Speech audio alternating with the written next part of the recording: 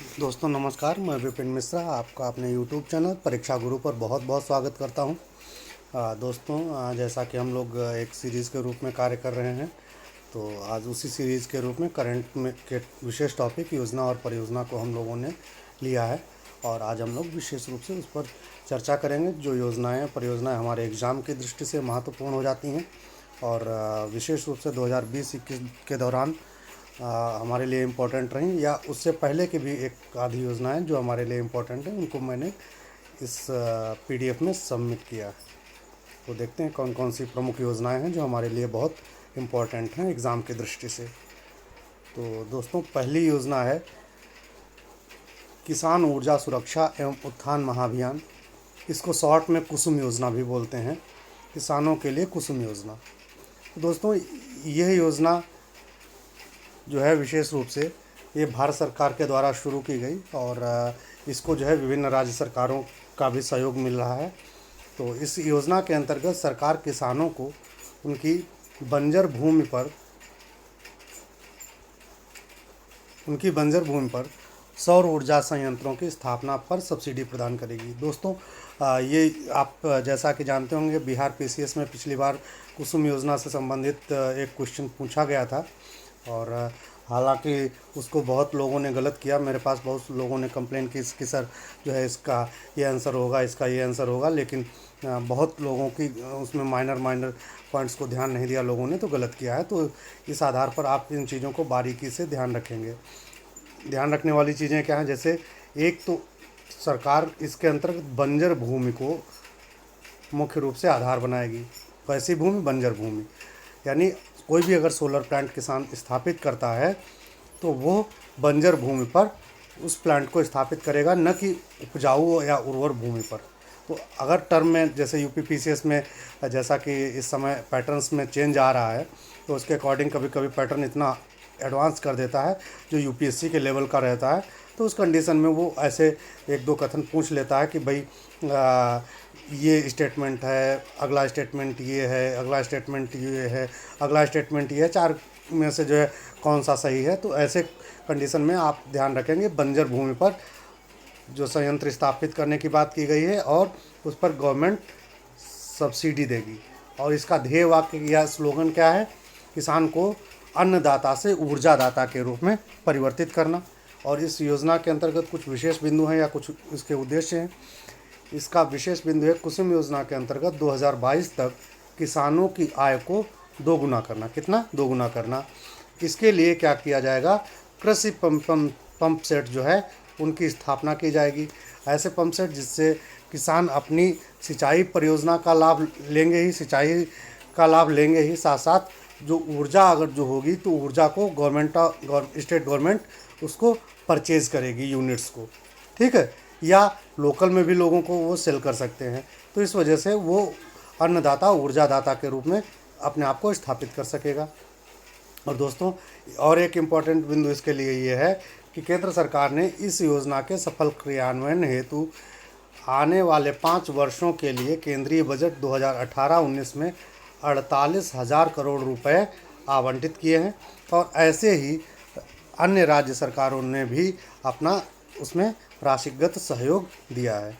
तो ये एक योजना हो गई। इसके बाद देखते हैं और कौन सी योजना है जो हमारे एग्ज़ाम की दृष्टि से महत्वपूर्ण है। तो देखते हैं अगली योजना। अगली योजना है प्रधानमंत्री मत्स्य संपदा योजना। इसका योजना का शुभारंभ कब किया गया? ये 10 सितंबर 2020 को शुरू की गई। और किसने किया? प्रधानमंत्री ने किया। और कहाँ से किया? बिहार सरकार से। दोस्तों, मेरी कोशिश रहती है कि जैसा एग्ज़ाम में पूछ रहा है, चाहे UP PCS हो, चाहे बिहार हो, या अदर स्टेट्स या कम्पिटिटिव एग्ज़ाम्स के प्री हों, तो उसमें जैसा क्वेश्चन वन लाइनर पूछ रहा है, वन लाइनर में आप एग्ज़ाम आंसर दे सकते हैं, या उसको तोड़ तोड़ के पूछ रहा है तो आप वैसे दीजिए आंसर। मैं इसी तरह से अपने पैटर्न को, अपना जो ये PDF है, मैं उसको बनाता हूँ जिससे हर डायमेंशन को आप टच कर सकें, आपका क्वेश्चन किसी डायमेंशन पर न छूटे। तो कब की गई? डेट हो गई। किसने की? प्रधानमंत्री ने। कहाँ से? बिहार से। और आवंटित राशि इसके लिए कितनी है? 20,50 करोड़ रुपए इसके लिए आवंटित किए गए। और इस योजना का उद्देश्य क्या है? इस योजना का उद्देश्य नंबर 1 क्या है? मत्स्य निर्यात को दोगुना कर किसानों की आय बढ़ाना। मत्स्य निर्यात कितना करना? दोगुना कर और उनकी किसानों की आय बढ़ाना। और दूसरा इसका उद्देश्य क्या है? दूसरा है कि मत्स्य निर्यात लक्ष्य जो है 2024-25 तक 1 लाख करोड़ रुपए का करना। दोस्तों, आप लोगों को याद होगा, यूपीपीसीएस 2019 या 20 में क्वेश्चन पूछा था नेशनल पाइपलाइन मिशन के अंतर्गत। तो उसका टर्म पूछा था कि ये कब कंप्लीट हो रही है। उसका था कि ये 2029 शायद एक उसका टर्म है, तो उसके बारे में पूछा था। वो वहाँ पर उसने थोड़ा गलत दे करके लोगों को कंफ्यूज किया था। तो इस वजह से आप इनका जो टर्म है उसको ध्यान रखिएगा। 2024-25 तक इसका लक्ष्य निर्धारित किया गया है। ओके, ये आप लोगों का क्लियर हो गया। अब देखते हैं अगला टॉपिक क्या है, अगली योजना कौन सी है अपनी प्रमुख। कपिला कलाम कार्यक्रम। कपिला कलाम कार्यक्रम क्या है दोस्तों? और आप देखेंगे 2000 यूपीपीसीएस में भी जो है क्वेश्चन पूछा गया था। 2-3 बार ऐसा क्वेश्चन पूछा गया कि इस पुस्तक का विमोचन किसने किया, इस पोत है इसका अनावरण किसने किया। तो इस वजह से मैंने इन चीज़ों को भी ध्यान रख करके अपना पीडीएफ तैयार किया है। तो इसमें देखिए कपिला कलाम कार्यक्रम जो है इसका उद्घाटनकर्ता कौन है? उद्घाटनकर्ता केंद्रीय शिक्षा मंत्री रमेश पोखरियाल निशंक जी ने इसका उद्घाटन किया है। कपिला का फुल फॉर्म या इसका मीनिंग क्या है? Programme for intellectual property literacy and awareness. और इसका उद्देश्य क्या है? उद्देश्य है बौद्धिक साक्षरता और जागरूकता को मजबूत करना। ठीक है, आप लोग आईपीआर के बारे में जान रहे होंगे। आईपीआर से संबंधित जो कौन कौन से एक्ट गवर्नमेंट ऑफ इंडिया के हैं और उसके लिए कैसे रजिस्ट्रेशन होता है। आईपीआर के लिए हेड ऑफिस इंडिया में कहाँ है, ये अगर ये आप लोगों के पास सूचनाएं नहीं हैं तो एकत्र कर लीजिए। अगर ये सूचनाएं आपके पास उपलब्ध हैं तो कमेंट बॉक्स में शेयर करिए, जिससे आपके दोस्त भी इन चीज़ों को जाने। और जिसके पास अगर नहीं है उपलब्ध करा ले, और वरना फिर मुझसे पूछे, मैं उनको बताऊंगा।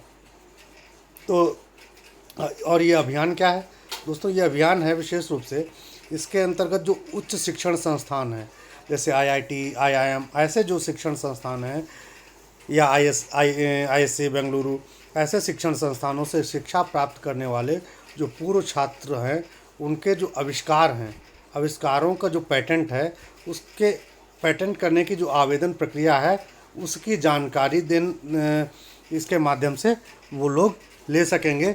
और भारत में आप देखते हैं कि होता क्या है कि पेटेंट की एक तो प्रक्रिया इतनी जटिल है और समय लेती है, जिसके अंतर्गत भारतीय लोग पेटेंट के मामले में पिछड़ जाते हैं। और आप लोग अगर जान रहे होंगे तो जानते होंगे कि हल्दी है, तुलसी है, ऐसे भारतीय उत्पाद जो हम जानते हैं वर्षों से, शताब्दियों से हमारे दैनिक प्रयोगों में होते रहे हैं, दैनिक प्रयोग हम उनका करते रहे हैं। उनका पता लगा पेटेंट जो है अमेरिकन कंपनीज़ के नाम से है, या वो लोग क्लेम कर रहे हैं। तो इस वजह से हमारे यहाँ पेटेंट प्रक्रिया थोड़ी जटिल है, हम उतना अवेयर नहीं हैं। तो इसके लिए मंत्रालय ने कौन सा प्रोग्राम लॉन्च किया? कपिला कलाम कार्यक्रम। Okay, is it clear? देखते हैं अगली परियोजना कौन सी है। अगली परियोजना है स्टार्स परियोजना। तो दोस्तों, ये परियोजना क्या है? ये शिक्षा के परिणामों में सुधार हेतु हस्तक्षेप, कार्यान्वयन एवं मूल्यांकन आदि में राज्यों का सहयोग बढ़ाना। समझ गए? शिक्षा के क्षेत्र में जो परिणाम है, हमारी जो शिक्षा की गुणवत्ता है वो उतनी उन्नत नहीं है, उतनी अच्छी नहीं है। तो उसके परिणामों में और उसकी गुणवत्ता में कैसे सुधार किया जाए, इसके लिए राज्यों का हस्तक्षेप बढ़ाना चाहिए। और साथ साथ जो कार्यान्वयन है, उनका मूल्यांकन है आदि क्षेत्र में राज्यों का जो है सहयोग बढ़ाने की अपेक्षा इस परियोजना के अंतर्गत की गई है। और इसमें सहभागी कौन है? शिक्षा मंत्रालय भारत सरकार, और समर्थन इसका किया है विश्व बैंक ने। इसका उद्देश्य क्या है? भारतीय शिक्षा प्रणाली में शिक्षा की गुणवत्ता में सुधार करना। और इसमें विशेष बिंदु है कि यह एक तरीके से प्रारंभ में 6 राज्य हिमाचल प्रदेश, राजस्थान, महाराष्ट्र, उड़ीसा, केरल और मध्य प्रदेश में लॉन्च किया गया है। अगला कार्यक्रम अपना देखते हैं कौन है। अगला प्रोग्राम बहुत ही इम्पोर्टेंट योजना रही, आप लोगों ने अगर न्यूज़पेपर में पढ़ा होगा उस समय बहुत ही इसकी चर्चा भी रही थी। ये कौन सी योजना है? लखवाड़ बिजली परियोजना। ये परियोजना क्या है दोस्तों? ये परियोजना क्या है? इसके अंतर्गत 300 मेगावाट का विद्युत उत्पादन संयंत्र स्थापित किया जाएगा। और यह कहाँ स्थापित किया जाएगा? परियोजना स्थल कहाँ है? लोहारी गांव, देहरादून, उत्तराखंड में यमुना नदी के तट पर यह स्थापित होगी। लोहारी गांव, देहरादून, उत्तराखंड, यमुना नदी। सभी टर्म आपको ध्यान रखने हैं, कोई भी टर्म आपसे पूछ सकता है, इसलिए यहाँ पर आप कंफ्यूज नहीं होंगे। विशेष क्या है इसमें? विशेष ये है दोस्तों कि यह सिंचाई और पेयजल से संबंधित परियोजना है। अगर टर्म दे दिया केवल सिंचाई से संबंधित है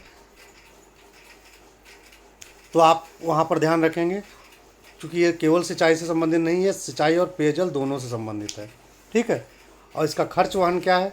खर्च वहन में 90% केंद्र सरकार और 10% जो संबंधित राज्य हैं उनके बीच समान रूप से वितरित किया जाएगा।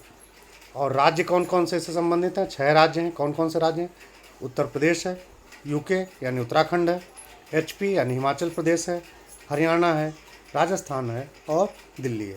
तो दोस्तों इन टर्म्स को आप जो है विशेष रूप से याद रखेंगे। देखते हैं अगली परियोजना कौन सी है। अगली परियोजना है, ये है भू संपत्ति स्वामी हेतु स्वामित्व योजना। दोस्तों स्वामित्व योजना भारत सरकार ने लॉन्च की और यह विशेष रूप से पंचायती राज मंत्रालय द्वारा अक्टूबर 2020 को लॉन्च की गई, लेकिन इसकी जो उद्घोषणा थी या घोषणा थी वो पंचायती राज दिवस 24 अप्रैल 2020 को प्रधानमंत्री द्वारा की गई थी। आज भी दोस्तों पंचायती राज दिवस है, यानी ये योजना आज से ठीक 1 वर्ष पूर्व माननीय प्रधानमंत्री जी के द्वारा उद्घोषित की गई थी। तो दोस्तों इसका उद्देश्य क्या है? इसका उद्देश्य है भूस्वामियों के संपत्ति संबंधी स्वामित्व के दस्तावेज के रूप में संपत्ति कार्ड का वितरण करना। दोस्तों होता क्या है कि आप जानते होंगे ग्राम स्थिति में या ग्रामीण अंचलों में बहुत जो भूस्वामी हैं उनके पास उनकी लैंड रहती है, लेकिन उसके जो डॉक्यूमेंट्स रहते हैं वो क्लियर नहीं रहते हैं या उनके पास समय से उपलब्ध नहीं रहते हैं। इस वजह से उनको जब आवश्यकता होती है उस स्थिति में बैंक से ऋण नहीं मिल पाता है, या अन्य स्थितियों में जहां पर उनको आर्थिक लाभ मिलना रहता है वो चूँकि दस्तावेज़ उपलब्ध नहीं करा पाते हैं भूस्वामी, इस वजह से उस लाभ से वंचित रह जाते हैं। तो इस वजह से भारत सरकार ने एक संपत्ति कार्ड, वेल्थ कार्ड एक इशू किया है, जिसके अंतर्गत जो भूस्वामी रहेगा उसका नाम, उसकी संपत्ति कितनी है, पूरा रिकॉर्ड उसके अंतर्गत दर्ज रहेगा और उस कार्ड को ले जा करके बैंक आदि से आसानी से ऋण प्राप्त कर सकता है कोई भी किसान, या अन्य जो आर्थिक लाभ हैं उनके रूप में इसको प्रयोग कर सकता है। दोस्तों मेरी कोशिश रहती है कि मैं बहुत ही आसान लैंग्वेज में, आसान भाषा में आप लोगों को जो भी कॉन्सेप्ट्स हैं, जो भी चीज़ें हैं उनको समझा सकूं। तो आप अब इस चीज़ को समझ गए होंगे बारीकी से। और इसके अंतर्गत विशेष क्या है? विशेष यह है कि संपत्ति कार्ड का प्रयोग भूस्वामी बैंक ऋण और अन्य आर्थिक लाभ के रूप में कर सकेंगे। दूसरा क्या है? प्रारंभ में यह योजना 6 राज्यों में उत्तर प्रदेश, उत्तराखंड, मध्य प्रदेश, महाराष्ट्र और कर्नाटक में शुरू की गई। ठीक है। और इसके अंतर्गत क्या है, 2024 तक इसे 6,62,000 जो गांव हैं उन गांवों तक पहुंचाया जाएगा। यानी अभी जो 6 राज्य हैं उनमें एक तरीके से ये पायलट प्रोजेक्ट के रूप में कार्य कर रही है। और दोस्तों ये जो योजना है ये आपके प्री के लिए ही नहीं, ये मेंस के लिए भी बहुत इंपॉर्टेंट हो जाती है, क्योंकि इसके डायमेंशन एक तो एग्रीकल्चर से जुड़े हुए हैं, फार्मर से जुड़े हुए हैं, और इसका जो उद्देश्य है वो एक तरीके से माइक्रो फाइनेंस को प्रमोट करना भी है। तो इस वजह से आपके मेंस के लिए भी ये इम्पॉर्टेंट हो जाती है। तो और आपने देखा होगा अगर आप पैटर्न को एनालाइज करने की कोशिश करेंगे तो उस कंडीशन में देखेंगे कि 2-3 बार ऐसे पैटर्न फॉलो किया गया है कि जो योजना प्रीलिम में वन लाइनर में पूछी जा रही है वही मेंस में आपको डिटेल में पूछी जा रही है। ठीक है, तो इन चीज़ों का आप विशेष रूप से ध्यान रखेंगे अपनी एग्जामिनेशन स्ट्रेटजी के दौरान। तो देखते हैं अगली योजना कौन सी है। आयुष्मान भारत पीएम जय सेहत योजना। तो दोस्तों 26 दिसंबर 2020 को माननीय प्रधानमंत्री जी द्वारा वीडियो कॉन्फ्रेंसिंग के माध्यम से इस योजना का शुभारंभ किया गया। कब किया गया? 26 दिसंबर 2020 को। इसका उद्देश्य क्या है दोस्तों? उद्देश्य जम्मू कश्मीर के सभी नागरिकों को स्वास्थ्य सुरक्षा प्रदान करना। इसके अंतर्गत विशेष क्या है? यह योजना विशेषतः जम्मू कश्मीर के सभी निवासियों के लिए प्रारंभ की गई। पहले से दूसरा क्या है? पहले से समस्त भारत में प्रधानमंत्री जन आरोग्य योजना कार्य करती थी। इसका लाभ केवल जम्मू कश्मीर के बीपीएल परिवार वालों को ही मिलता था। अब इस नई योजना का लाभ वहाँ के सभी निवासियों को मिलेगा। आसान शब्दों में मैं आपको ये बताना चाहूँगा कि जो पहले भारत सरकार की प्रधानमंत्री जन आरोग्य योजना थी वो पूरे देश में लागू थी। जम्मू कश्मीर में वो लागू थी, लेकिन वो विशेष रूप से बीपीएल लोगों को उसका लाभ मिलता था। लगभग 6 लाख लोग उससे लाभान्वित हो रहे थे। लेकिन भारत सरकार चूँकि जम्मू कश्मीर के विकास के लिए प्रतिबद्ध है, आपने देखा होगा वित्त आयोग की अगर रिपोर्ट पढ़ी होगी तो वित्त आयोग ने जो बजट अलॉटमेंट की बात की है उसमें 1% बजट जो है विशेष रूप से जम्मू कश्मीर और लद्दाख क्षेत्र के लिए निर्धारित करने की सिफारिश भारत सरकार से की है। ओके, तो इस वजह से भारत सरकार ने जम्मू कश्मीर के नागरिकों को अधिक से अधिक लाभ देने के लिए इसका एक विस्तारित रूप आयुष्मान भारत पीएम जय सेहत योजना के रूप में प्रारंभ किया है। और यह अब केवल बीपीएल को नहीं, यह सभी निवासियों के लिए जो जम्मू कश्मीर के निवासी हैं सब इसका लाभ उठा सकेंगे। Is it clear? ओके, तो देखते हैं अगली योजना कौन सी अपनी। अगली है my Ganga my life my dolphin अभियान।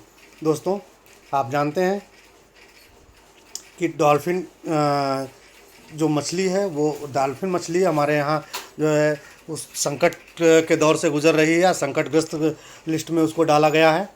तो इसके संरक्षण के लिए एक विशेष अभियान प्रारंभ किया गया। इस अभियान के अंतर्गत क्या हुआ, इसका आयोजक जो है स्वच्छ गंगा के लिए जो राष्ट्रीय मिशन चलता है वो है, और साथ ही वन विभाग और भारतीय वन्य जीव संस्थान तीनों मिलकर इसका आयोजन कर रहे हैं या इसको संचालित या क्रियान्वित कर रहे हैं। इससे संबंधित राज्य जहाँ जहाँ विशेष रूप से गंगा गुजर रही है और जहाँ डॉल्फिन मछली पाई जा रही है वो 3 राज्य हैं, यूपी, बिहार और पश्चिम बंगाल। अगर चिन्हित स्थल की बात करें तो चिन्हित स्थल भारत सरकार ने इसमें विशेष रूप से 6 स्थल चिन्हित किए हैं। कहलगांव बिहार, बिजनौर, ब्रजघाट, प्रयागघाट, वाराणसी, यह 4 स्थल उत्तर प्रदेश के हैं। उत्तर प्रदेश वाले जो भी लोग हैं दोस्तों, आप ये चारों स्थल को विशेष रूप से याद रखेंगे। बिहार से संबंधित जो भी लोग हैं वो कहलगांव को विशेष रूप से याद करेंगे जो बीपीएससी का एग्ज़ाम दे रहे हैं, और बांडेल ये पश्चिम बंगाल में है। तो इन 6 स्थलों को इसके लिए चिन्हित किया गया है। और इसमें विशेष क्या है? विशेष ये है कि गंगा जो प्रभारी हो गया, थोड़ा मिसप्रिंट हो गया, जो गंगा प्रहरी हैं जो बनाए जा रहे हैं उनको क्या होगा, इको टूरिज़्म के रूप में इसके लिए प्रशिक्षित किया जाएगा। और साथ ही साथ उत्तर प्रदेश में बिजनौर से नरौरा तक लगभग 250 किलोमीटर की जो डिस्टेंस है वहाँ पर डॉल्फिन की गणना भी होगी, चूँकि ये क्षेत्र डॉल्फिन से संबंधित क्षेत्र है। आपके पास अगर जानकारी हो तो आप लोग जो है बताइए कमेंट बॉक्स में कमेंट करके, डॉल्फिन से संबंधित कौन कौन से प्रमुख क्षेत्र हैं इन तीनों राज्यों में। ठीक है, वैसे मैं यहाँ पर आपको बता देता हूँ, बिजनौर से नरौरा के बीच डॉल्फिन की संभावना है या इनकी संख्या यहाँ पर अधिक है। साथ ही साथ बनारस के पास में भी जो गाज़ीपुर है वहाँ पर भी डॉल्फिन पाई जाती हैं, जहाँ पर गंगा और गोमती मिलती है। इसी तरह आगे इलाहाबाद के पास भी जो है डॉल्फिन की संख्या थोड़ी बहुत मिलती है। आगे फिर बिहार में भागलपुर आदि क्षेत्रों में डॉल्फिन की कुछ संख्या मिलती है। ठीक है, तो इसलिए is my Ganga my dolphin अभियान के अंतर्गत इन 3 राज्यों को विशेष रूप से शामिल किया गया है। और एक और क्वेश्चन यहाँ पर आपके लिए इम्पोर्टेंट हो जाता है या बनने की संभावना है कि 5 अक्टूबर को गंगा डॉल्फिन दिवस मनाया जाता है। ओके, इन चीज़ों का आप बहुत विशेष रूप से ध्यान रखेंगे। देखते हैं अगले, तो विशेष रूप से ध्यान रखेंगे। अब इतने ही हमारे पास आज के इसमें जो है शामिल किए गए मुख्य रूप से जो योजनाएं हैं, और जो भी योजनाएं रहेंगी। अभी चूँकि एग्ज़ाम का कुछ भी अभी नहीं कहा जा सकता है दोस्तों, कोरोना का काल चल रहा है, आप लोग जैसा कि जानते हैं, तो इस वजह से अभी कुछ नहीं कहा जा सकता है। आप लोग पढ़ाई करते रहिए, और जो भी अपडेट्स रहेंगी योजनाओं से संबंधित या ऐसे और भी जो अपडेट्स रहेंगे, मैं और वीडियो के माध्यम से आप लोगों को उपलब्ध कराता रहूँगा।